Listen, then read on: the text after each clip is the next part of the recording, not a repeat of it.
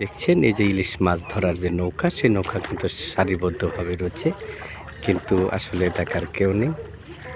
তারা প্রতিনিয়ত রাতভর মাছ ধরে আর বিভিন্ন জায়গায় বিক্রি করে।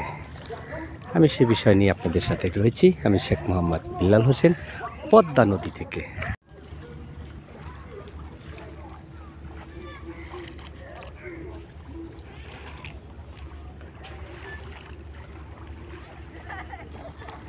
রয়েছি পদ্মা নদীর যে পারে যারা মাছ ধরে দিন রাত দিয়ে, আপনারা দেখছেন যে আসলে এরা জাল নিয়ে যার যার বাড়িতে তারা জাল মেরামত করছে, অথচ সারা রাত ভর মাছ ধরেও বিভিন্ন গ্রামগঞ্জে বিক্রয় করছে বিভিন্ন দরে।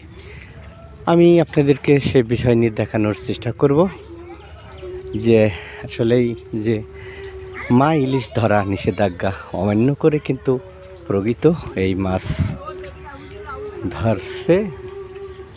আমি সে বিষয় নিয়ে আপনাদের সাথে রয়েছি। আমি শেখ মোহাম্মদ বিল্লাল হোসেন, অনলাইন নিউজ বাংলা। বন্ধুরা, আপনারা দেখছেন যে এই যে ইলিশ মাছ ধরার যে নৌকা রয়েছে, তারা কিন্তু প্রস্তুত রয়েছে।